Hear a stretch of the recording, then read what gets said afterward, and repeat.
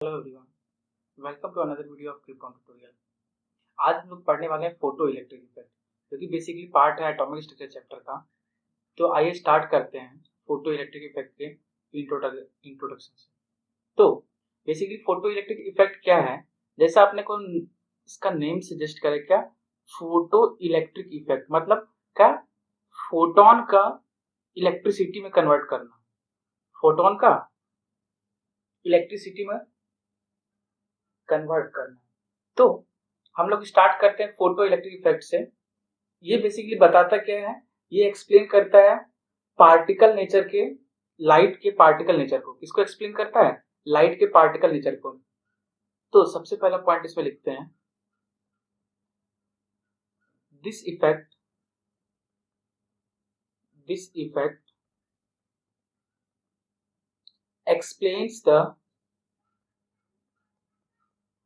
explains the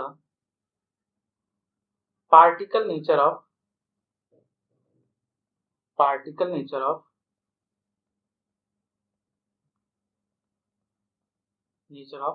light. अब ये इसको कैसे एक्सप्लेन कर रहा है, तो इसके लिए देखते हैं क्या, एक इंस्ट्रूमेंटेशन होता है, उसमें हम लोग देखते हैं क्या होता है कि कुछ एक इंस्ट्रूमेंट होता है इस टाइप का। ये इंस्ट्रूमेंट आपको दिख रहा होगा।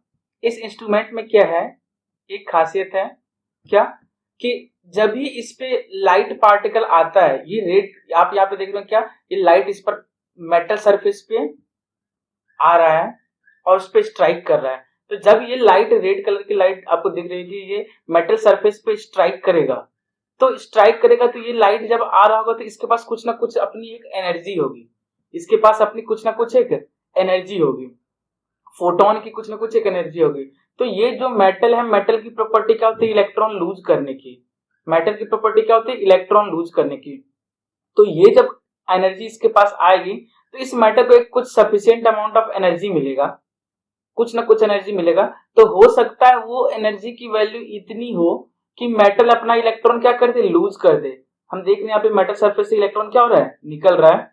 तो वो मेटल सरफेस से इलेक्ट्रॉन क्या कर दे, लूज कर दे। मतलब फोटोन आया, मेटल सरफेस पे स्ट्राइक किया, अगर फोटोन के पास कुछ सफिशिएंट अमाउंट ऑफ एनर्जी है कि वो मेटल सरफेस से इलेक्ट्रॉन लूज कर दे, तो ये क्या होगा, इलेक्ट्रॉन लूज हो गया। और ये इलेक्ट्रॉन जब लूज होगा तो निगेटिव से पॉजिटिव की तरफ मूव किया क्या, तो ये इलेक्ट्रॉन क्या हो गया, नेगेटिव से पॉजिटिव की तरफ मूव किया। हमने इसको बैटरी से कनेक्ट कर दिया, यहाँ पे हमने आर्म लगा दिया। तो हम क्या देखेंगे कि इलेक्ट्रॉन का फ्लो हो रहा है, चार्ज का फ्लो हो रहा है, इसका मतलब कुछ ना कुछ करंट जनरेट होगा, कुछ ना कुछ करंट जनरेट होगा। तो इसी को हम लोग बोलते हैं फोटो इलेक्ट्रिक इफेक्ट। इसी फेनोमेना को हम लोग क्या बोलते हैं, फोटो इलेक्ट्रिक इफेक्ट। क्या कि ejection of electron from a metal surface when photon of a certain frequency strikes on it, this phenomena is called photoelectric effect। तो हम यहाँ पे लिखते हैं, एक पॉइंट लिखते हैं, क्या ये पॉइंट है अपने पास, second point, the ejection of electron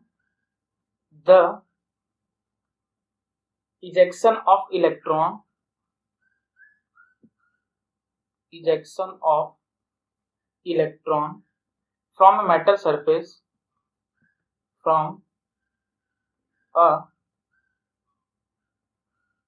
metal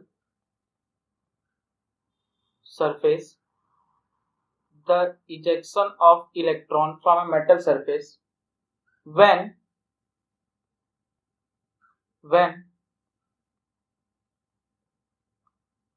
photon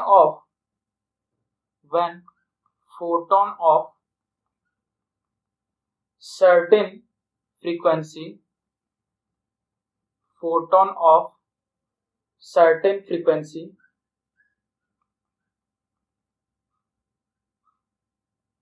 strike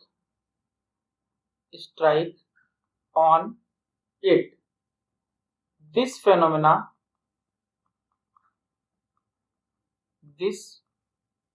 phenomena is called as photoelectric electric effect. This phenomena is called as photo electric effect.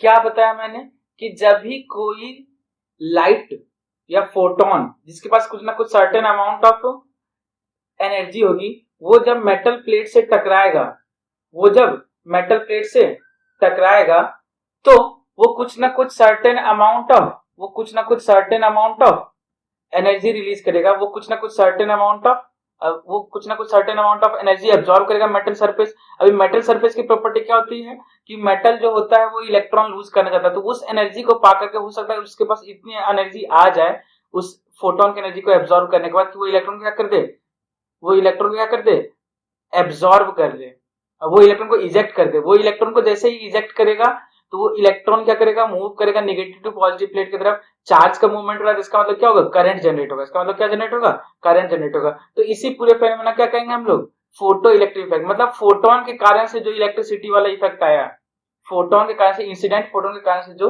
Electricity वाला इफेक्ट आया उसको क्या बोलेंगे, photo electric effect.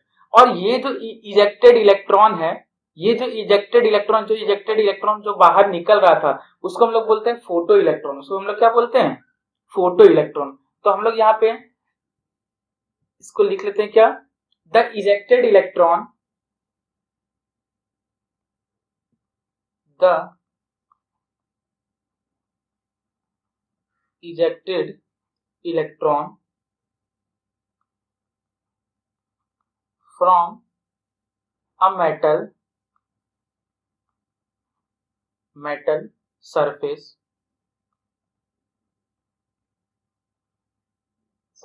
is called as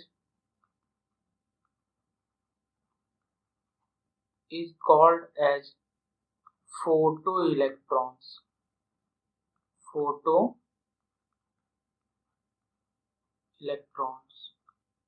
क्या कहते हैं इसको, photo electrons. जो इलेक्ट्रॉन बाहर निकल रहा है उसको क्या बोलेंगे, फोटो इलेक्ट्रॉन्स। अब आते हैं इसमें कुछ बेसिक टर्म्स के ऊपर, उसका फिर हम इसके इक्वेशन वगैरह पढ़ेंगे और फिर क्वेश्चंस वगैरह करेंगे। काफी इजी सब टॉपिक है और एग्जाम्स वगैरह में भी आता है। तो अभी तक हमने क्या पढ़ा, अभी तक हमने ये पढ़ा क्या कि जब भी कोई लाइट फोटोन किसी सर्टेन एनर्जी वाला किसी मेटल सरफेस के ऊपर स्ट्राइक करेगा तो वो मेटल सरफेस उस फोटोन की एनर्जी को क्या करेगा, एब्जॉर्ब करेगा। अब वो एब्जॉर्ब करने के बाद वो एनर्जी दो चीज में डिवाइड हो सकती है। पहला क्या, इलेक्ट्रॉन को निकालने में, और दूसरा क्या, वो इलेक्ट्रॉन जब निकल गया तो उस इलेक्ट्रॉन को वेलोसिटी देने में। तो वो इलेक्ट्रॉन जब मूव करेगा तो उसके कारण से क्या होगा, करंट जनरेट होगा। इसके लिए हमने क्या करना है, उसके मेजरमेंट के लिए आर्ममीटर लगा दिया हमने यहाँ पर बैटरी से कनेक्ट करके। तो अब हम लोग आते हैं इसके बेसिक टर्म्स के ऊपर। कुछ टर्म्स वगैरह होते हैं, टर्म्स वगैरह को जानना जरूरी है क्योंकि एग्जाम में जो क्वेश्चंस आएंगे तो आपको टर्म्स पता होने चाहिए, ठीक है। तो आते हैं बेसिक टर्म्स। तो हमने यहाँ पे लिखा basic terms. Basic terms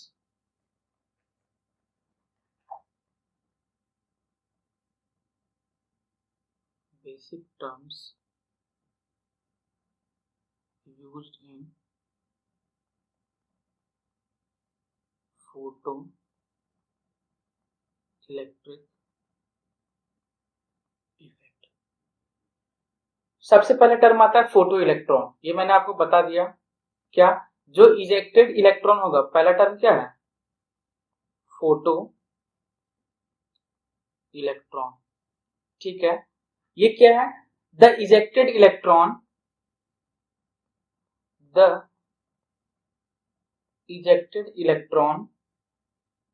from the metal surface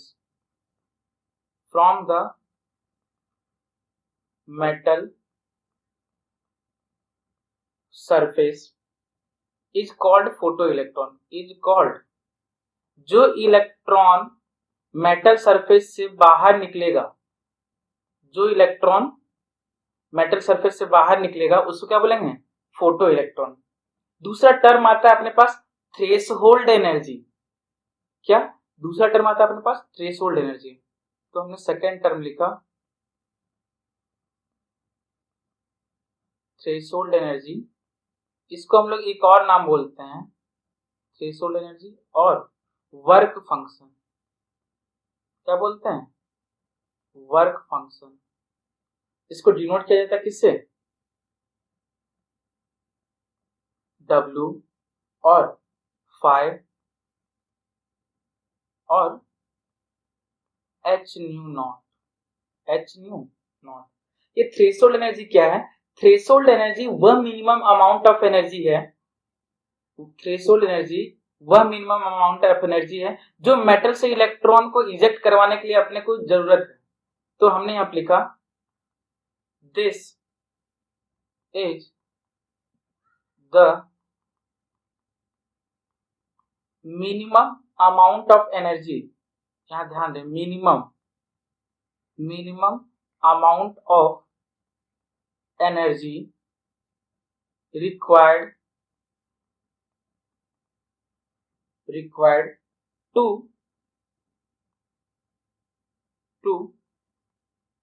eject an electron from a metal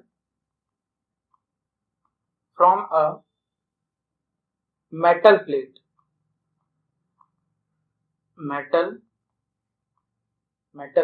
is called threshold energy,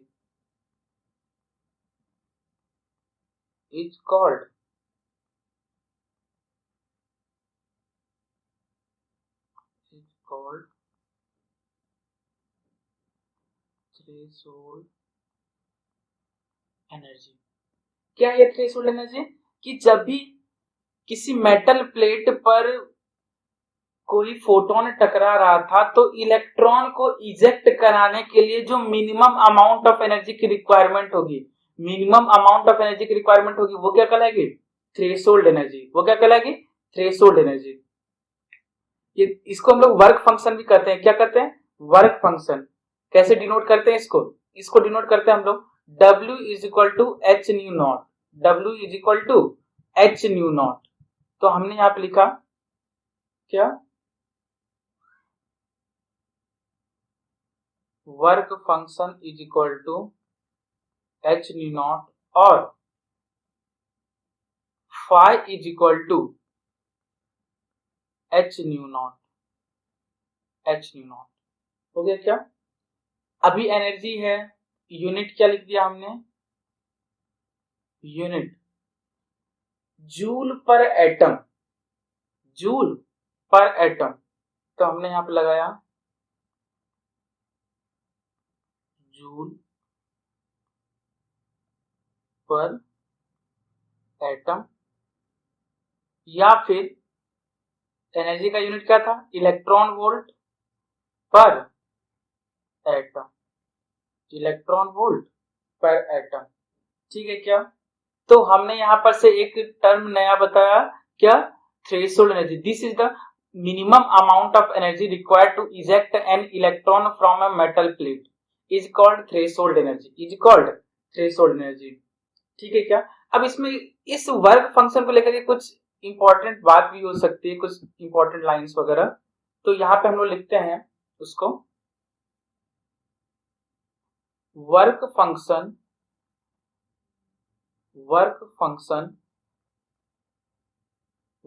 depends upon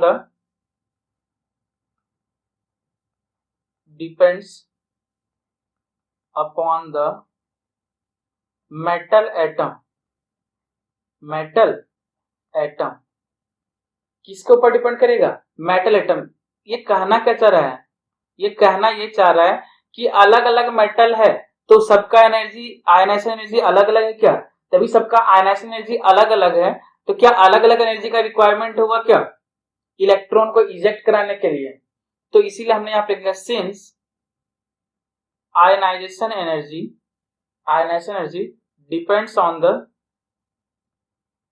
depends upon atomic number. Ionization energy किसके ऊपर डिपेंड करता है? एटॉमिक नंबर के ऊपर। ये हम लोगों ने पीरियोडिक टेबल में पढ़ा है क्या, कि as the value of Z increases then the attraction force between outermost electron is increases. तो हमने यहाँ पे क्या लिख लिया, एज, यहाँ पे लिख लो as the z value increases, z value increases, then the attraction force, then the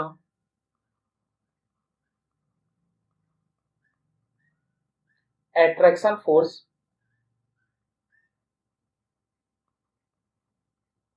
between outermost electron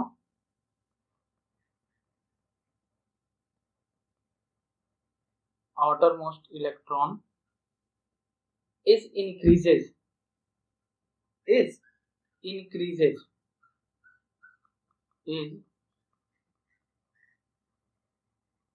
increases।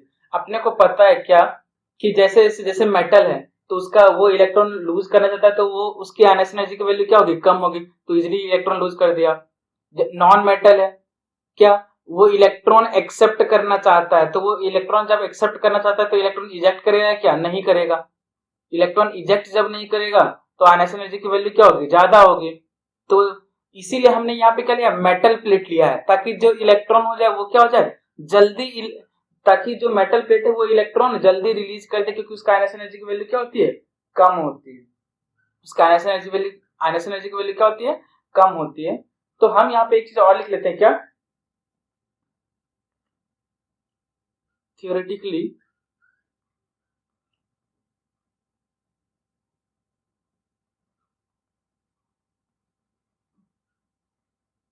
theoretically ionization energy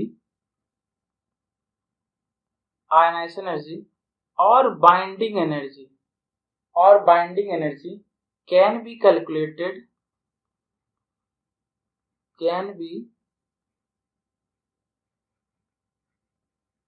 calculated from the value of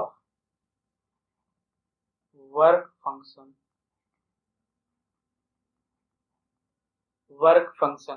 basically electron को इजेक्ट करने के लिए जितना इलेक्ट्रॉन चाहिए मेटल प्लेट से, जितना energy चाहिए था वो आयनाइजेशन एनर्जी कहलाता है। और यहाँ पर भी हम क्या देख रहे हैं कि फोटोन आ रहा है तो मेटल से इलेक्ट्रॉन इजेक्ट हो रहा है, तो जो एनर्जी का रिक्वायरमेंट होगा मिनिमम, वो क्या कहलाएगा, वर्क फंक्शन। तो अगर हम वर्क फंक्शन कैलकुलेट कर ले तो एक तरह से आयनाइजेशन एनर्जी कर लिए कैलकुलेट, क्या, और आयनाइजेशन एनर्जी क्या होता है, माइनस ऑफ बाइंडिंग एनर्जी, क्या। तो हम यहाँ पर ऐसा लिख सकते हैं, क्या, हम यहाँ पर एक चीज लिख सकते हैं, क्या, ionization energy is equal to, या फिर h nu naught is equal to ionization energy is equal to minus of binding energy. तो हमने दो टर्म देख लिए। पहला हमने टर्म देखा फोटो इलेक्ट्रॉन, जो इजेक्टेड इलेक्ट्रॉन था वो क्या कहलाता था, फोटो इलेक्ट्रॉन। और जो minimum amount of energy requirement था इलेक्ट्रॉन को इजेक्ट कराने के लिए वो क्या कहलाता है अपने पास, आयनाइजेशन एनर्जी, या फिर माइनस ऑफ बाइंडिंग एनर्जी, या फिर थ्रेशोल्ड एनर्जी, या फिर वर्क फंक्शन। किससे डिनोट करते हैं हम लोग, किससे डिनोट करते हैं, एच न्यू नॉट से। किससे डिनोट करते हैं, एच न्यू नॉट से। तो एक चीज ये अपने पास कंक्लूजन हमने निकाला सेकंड पॉइंट से, सेकंड टर्म से, ठीक है, h nu naught is equal to ionization energy, ठीक है। अब तीसरा पॉइंट आते हैं अपन, थ्रेशोल्ड फ्रीक्वेंसी। तीसरा पॉइंट क्या है, थ्रेशोल्ड फ्रीक्वेंसी। थ्रेशोल्ड फ्रीक्वेंसी इसको हम लोग किससे डिनोट करते हैं, न्यू नॉट से। किससे डिनोट करते हैं, न्यू नॉट से। अभी क्या है कि this is the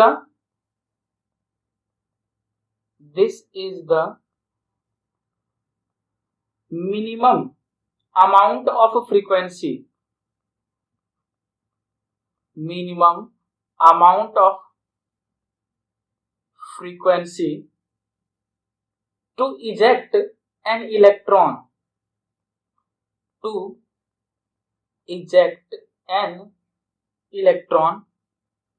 from an metal plate from a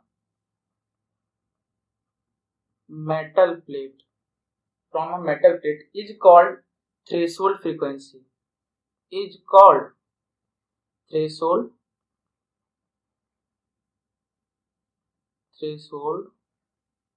frequency।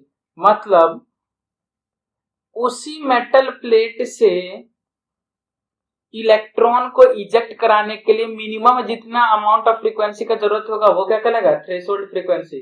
वो क्या कहलाएगा, थ्रेशोल्ड फ्रीक्वेंसी। ठीक है, अब नेक्स्ट टर्म अपने पास क्या आता है, थ्रेशोल्ड वेवलेंथ।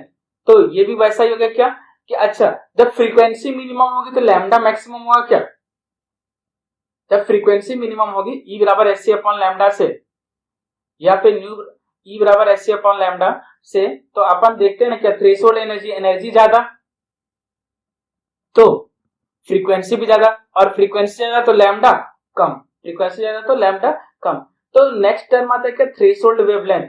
तो अभी तक मैंने क्या सब में थ्रेशोल्ड एनर्जी मतलब minimum amount of energy, threshold frequency मतलब मिनिमम अमाउंट ऑफ फ्रीक्वेंसी। लेकिन अगर थ्रेशोल्ड वेवलेंथ आएगा तो क्या मिनिमम की जगह पे अब मैक्सिमम आएगा क्या, क्यों, क्योंकि लैम्डा जो होता है वो फ्रीक्वेंसी के इनवर्सली प्रोपोर्शनल होता है। वो क्या होता है, फ्रीक्वेंसी के इनवर्सली प्रोपोर्शनल। तो हमने नेक्स्ट टर्म लिखा थ्रेशोल्ड वेवलेंथ, थ्रेशोल्ड वेवलेंथ। तो इसको हम लोग डिनोट करते हैं किससे, लैम्डा नॉट से। थ्रेशोल्ड वाला टर्म इसलिए नॉट आएगा, ठीक है। तो थ्रेशोल्ड वेवलेंथ, तो दिस इज द मिनिमम या मैक्सिमम, मैक्सिमम। तो हमने लिखा this is the longest lambda और maximum lambda of subjected light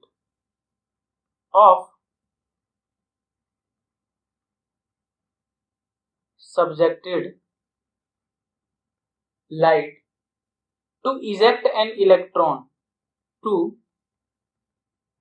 eject an electron from a metal plate, from a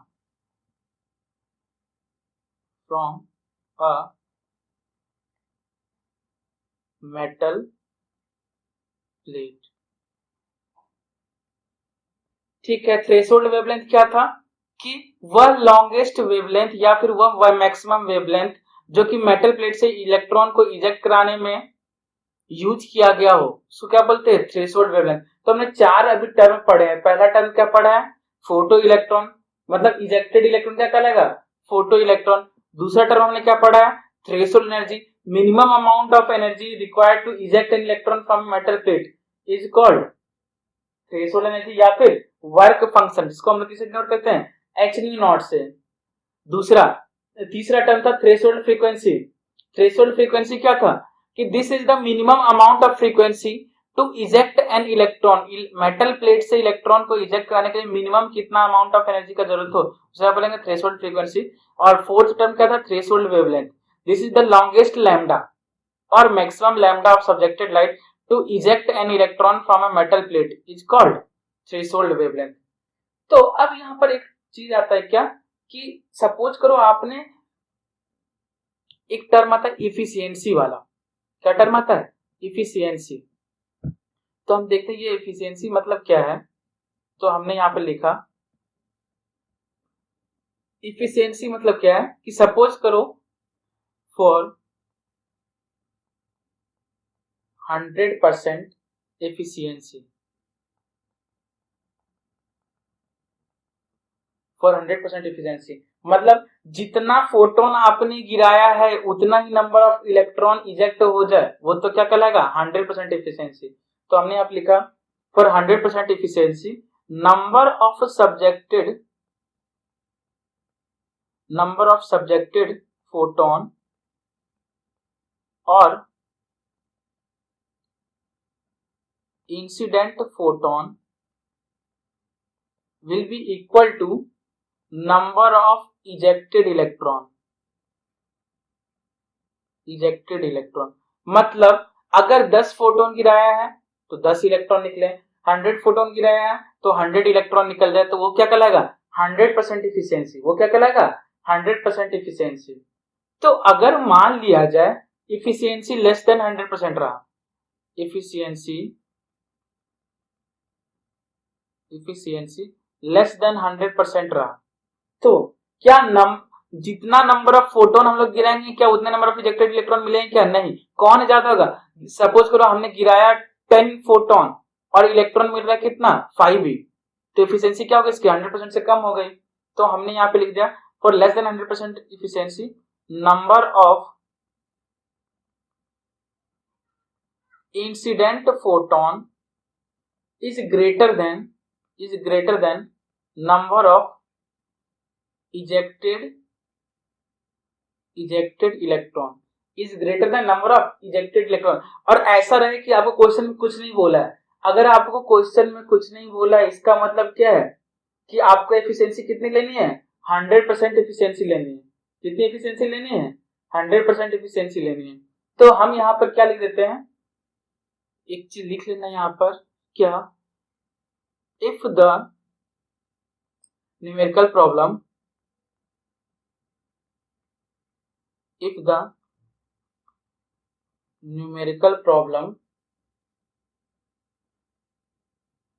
does not percentage efficiency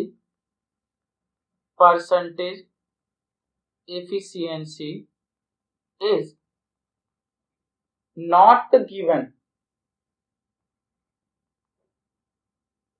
given, then take it 100%। Take it 100%। समझ में आया क्या? और अगर सपोज करो क्वेश्चन में दे दिया क्या कि 75% एफिशिएंसी, एग्जांपल 75% एफिशिएंसी, 75% एफिशिएंसी, तो हमने यहाँ पे क्या लिख दिया? Number of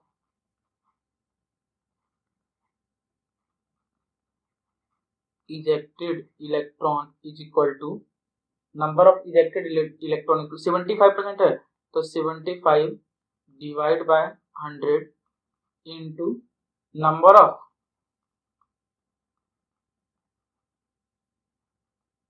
incident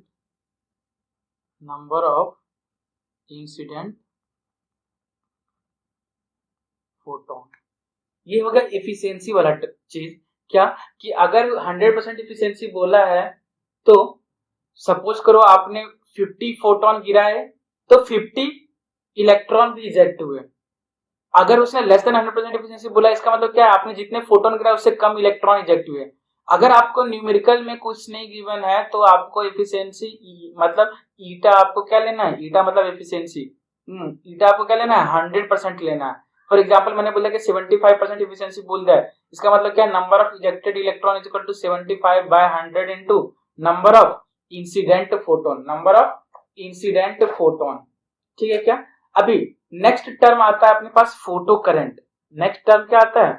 photo current. हम लोग अभी इंट्रोडक्टरी पार्ट देख रहे हैं, सारे टर्म्स को देख रहे हैं, फिर एक्सपेरिमेंटल ऑब्जर्वेशंस वगैरह देखेंगे और फिर न्यूमेरिकल करेंगे। तो नेक्स्ट टर्म अपने पास क्या है? Fifth term photo current. अच्छा, करंट क्या होता है? Rate of flow of charge. ठीक है, तो हमने यहां पे लिख दिया rate of flow of charge called as photo current. Rate of flow of charge का मतलब यहाँ पे क्या है? जो इलेक्ट्रॉन मूव कर रहा था उसको क्या बोल देंगे? रेट। उसको वो इलेक्ट्रॉन जो फ्लो कर रहा था तो उसके फ्लो होने का रेट क्या कहलाएगा? Photo current is called as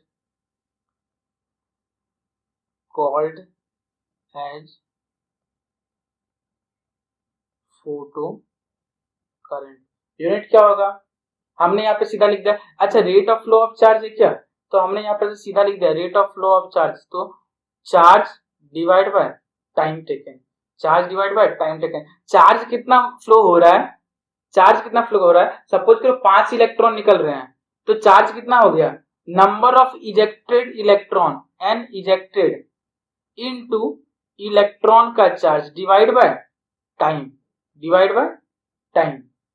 यहां पे एन इजेक्टेड क्या था, जितने electron, number of ejected electron, यही तो होगा चार्ज। अगर 10 इलेक्ट्रॉन निकल रहे तो चार्ज कितना होगा, 10 इंटू एक इलेक्ट्रॉन का चार्ज। यूनिट क्या होगा, करंट है तो यूनिट क्या हो जाएगा, एम्पियर। तो यूनिट अपने पास क्या है, एम्पियर हमने लिख दिया यहाँ पे, ठीक है। तो अब नेक्स्ट टर्म आता है अपने पास क्या, स्टॉपिंग पोटेंशियल। नेक्स्ट टर्म क्या आता है, स्टॉपिंग पोटेंशियल। तो हमने यहां पे लिखा स्टॉपिंग पोटेंशियल। एक बार हम सारे टर्म को देख रहे हैं अभी, उसके बाद फिर हम इसको अच्छे से देखेंगे कि क्या हो रहा है और इक्वेशन क्या है। स्टॉपिंग पोटेंशियल को हम डिनोट करते हैं, V मतलब पोटेंशियल वोल्टेज और S मतलब क्या है, स्टॉपिंग। तो सबस्क्रिप्ट में हमने क्या लिख दिया, S, stopping potential.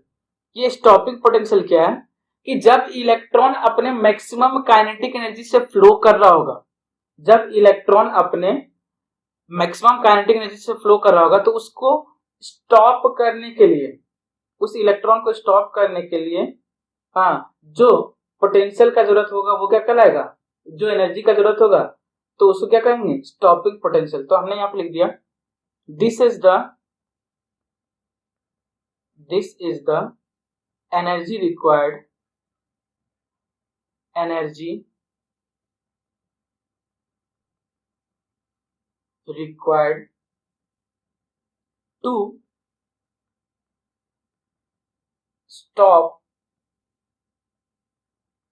Electron with maximum kinetic energy, with maximum kinetic energy is called as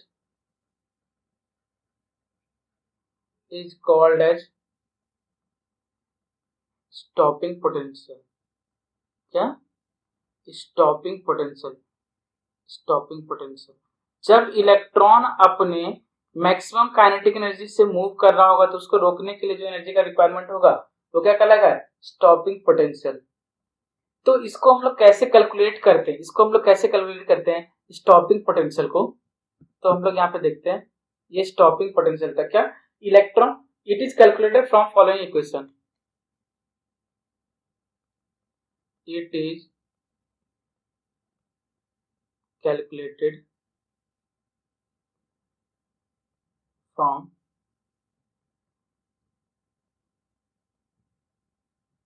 following equation, it is calculated from following equation।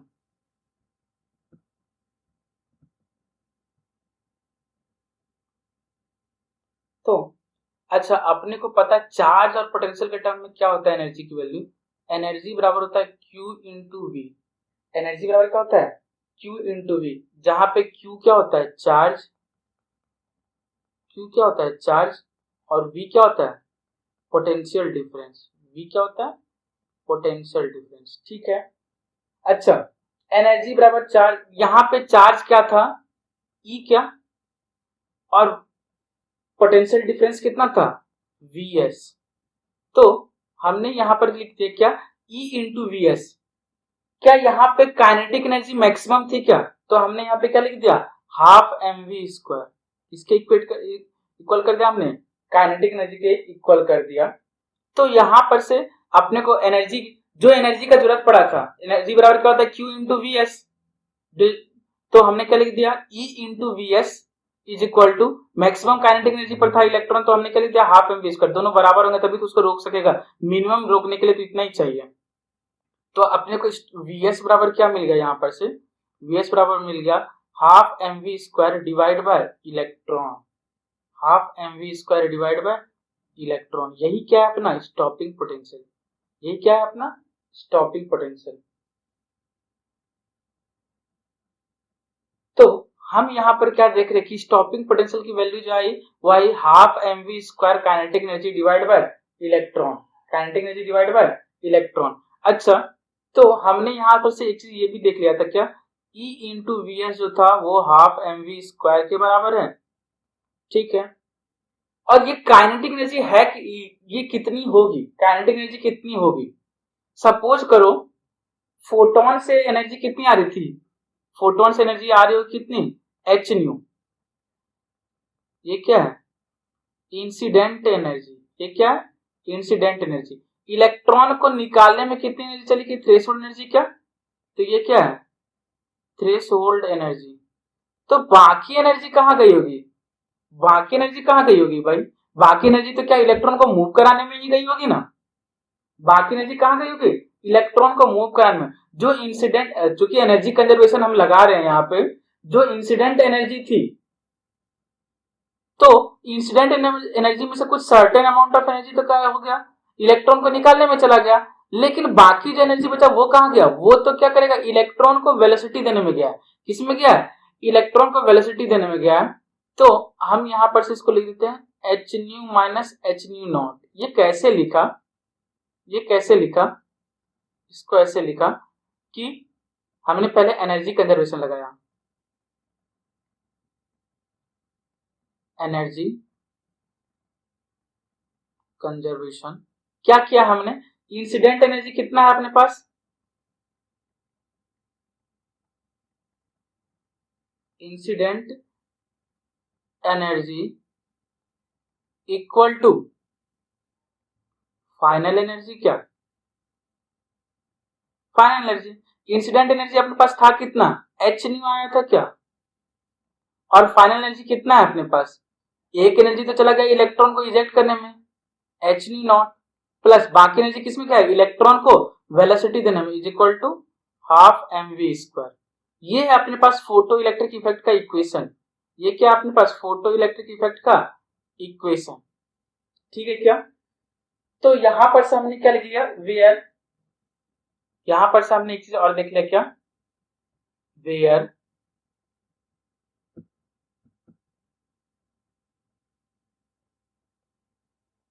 Where H new क्या है,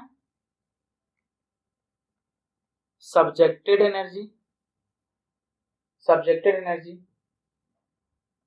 एच न्यू नॉट क्या है, threshold energy, threshold energy, threshold energy. ठीक है, और यहां पर half m v square क्या है, एक्स्ट्रा एनर्जी। हमने यहां पर लिख दिया half m v square. Half m v square क्या है, extra energy,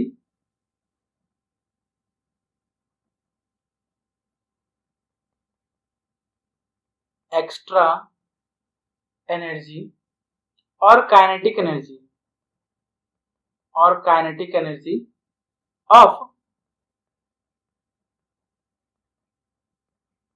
photo electron, of photo electron. तो यहां पर से अपने को पता चल गया क्या, इंसिडेंट एनर्जी जो होगी वो दो पार्ट में डिवाइड हो रही है। Incident energy, incident energy, incident energy दो पार्ट में डिस्ट्रीब्यूट हुई है। किसमें, threshold energy, threshold energy electron को इजेक्ट कराने में, plus kinetic energy of electron, kinetic energy of electron ejected, kinetic energy of electron ejected. तो यहां पर से इंसिडेंट एनर्जी जो थी वो हमारे पास कितनी थी, h nu is equal to H nu naught, h nu naught plus half m v square, plus half m v square. अब एनर्जी बराबर हम लोग क्या लिख सकते हैं, Q इंटू वी भी लिख सकते हैं क्या। ये अपने को ध्यान रखना है, ये फोटो इलेक्ट्रिक इफेक्ट का इक्वेशन है। तो अभी तक हम लोगों ने क्या क्या पढ़ा है, अभी तक हम लोगों ने सबसे पहला चीज देखा क्या, कि फोटो इलेक्ट्रिक इफेक्ट जो होता था वो पार्टिकल नेचर के बारे में बताता था, लाइट के बारे में। एक बार मैं लिख देता हूँ शॉर्ट में, रिवीजन में हम लोगों ने क्या क्या पढ़ा है। तो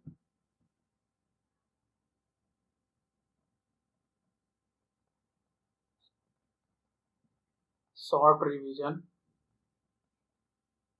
पहला चीज क्या पढ़ा, पार्टिकल नेचर है, tells about the particle nature of light, particle nature of light. दूसरा चीज हमने क्या देखा कि जो लाइट आएगी वो मेटल सरफेस से टकराएगी तो वो मेटल सरफेस कुछ एनर्जी एब्जॉर्ब करेगा फोटोन का, और इलेक्ट्रॉन क्या करेगा, इजेक्ट करेगा। इलेक्ट्रॉन क्या करेगा, इजेक्ट करेगा, और वो इजेक्टेड इलेक्ट्रॉन जो होगा उसमें कुछ ना कुछ वेलोसिटी मिल जाएगी जो एक्स्ट्रा काइनेटिक एनर्जी के रूप में उसको मिलेगी, तो उससे क्या होगा, जनरेट, करंट जनरेट होगा। तो दूसरा टर्म हम लोगों ने पढ़ा फोटो इलेक्ट्रॉन, तो इजेक्टेड इलेक्ट्रॉन क्या कहलाता था, फोटो इलेक्ट्रॉन। तीसरा टर्म हमने पढ़ा क्या, दूसरा टर्म हमने पढ़ा फोटो इलेक्ट्रॉन के बारे में, फोटो इलेक्ट्रॉन। तीसरा टर्म ये क्या था, इजेक्टेड इलेक्ट्रॉन जो मेटल सरफेस से था। इसके बाद फिर क्या पढ़ा था, थ्रेशोल्ड एनर्जी। थ्रेशोल्ड एनर्जी के बारे में पढ़ा हमने, इसके बारे में पढ़ा थ्रेशोल्ड एनर्जी। थ्रेशोल्ड एनर्जी क्या था, minimum amount of energy, minimum amount of energy to eject an electron. फिर हमने पढ़ा थ्रेशोल्ड फ्रीक्वेंसी, क्या पढ़ा था, threshold frequency, minimum amount of frequency required to eject an electron, to eject an electron, उसको क्या कहेंगे, थ्रेशोल्ड फ्रीक्वेंसी। फिर हम लोगों ने पढ़ा थ्रेशोल्ड वेवलेंथ, क्या पढ़ा, थ्रेशोल्ड वेवलेंथ। थ्रेशोल्ड वेवलेंथ क्या था, लैम्डा मिनिमम था तो सॉरी फ्रीक्वेंसी मिनिमम था तो लैम्डा क्या होगा, मैक्सिमम। तो मैक्सिमम लैम्डा जो इलेक्ट्रॉन को इजेक्ट कराने में यूज किया गया उसको क्या बोलते हैं, थ्रेशोल्ड वेवलेंथ। नेक्स्ट पढ़ा हमने इफिशियंसी, किसके बारे में पढ़ा, इफिशियंसी के बारे में पढ़ा कि अगर इफिशियंसी कुछ भी नहीं बोला गया है, अगर इफिशियंसी कुछ भी नहीं बोला गया तो आपको क्या लेना है, 100%, 100%। और अगर कुछ मतलब इंसिडेंट, जितने नंबर ऑफ फोटोन आप इजेक्ट इंसिडेंट करवाओगे उतने ही नंबर ऑफ इलेक्ट्रॉन इजेक्ट होंगे, ठीक है। और उसके बाद फिर हमने उस फोटो करंट के बारे में पढ़ा, क्या rate of flow of charge क्या कहलाएगा, photo current. Rate of flow of charge क्या कहलाएगा, फोटो करंट कहलाएगा। तो Q बाय T, तो Q क्या था, E into number of ejected electron divide by time. Unit क्या था इसका, एम्पियर था, यूनिट क्या था, एम्पियर था। और उसके बाद फिर हमने पढ़ा स्टॉपिंग पोटेंशियल, जब इलेक्ट्रॉन मैक्सिमम काइनेटिक एनर्जी पर होगा, जब इलेक्ट्रॉन क्या होगा, मैक्सिमम काइनेटिक एनर्जी पर होगा तो उसको रोकने के लिए जो पोटेंशियल का जरूरत होगा वो क्या कहलाएगा, स्टॉपिंग पोटेंशियल। वो क्या कहलाएगा, half mv² divide by electron हमने देखा। और हमने यहाँ पर से एक चीज ये भी पता किया था क्या, कि जो इंसिडेंट एनर्जी थी, जो इंसिडेंट एनर्जी थी वो दो पार्ट में डिस्ट्रीब्यूट हो रही थी। इंसिडेंट एनर्जी कितनी थी, h न्यू, वो दो पार्ट में डिस्ट्रीब्यूट हुई थी। पहला, इलेक्ट्रॉन को इजेक्ट कराने में कितना लग रहा है, h नॉट, प्लस दूसरा इलेक्ट्रॉन को काइनेटिक एनर्जी देने में। ये हमने इक्वेशन पढ़ा था।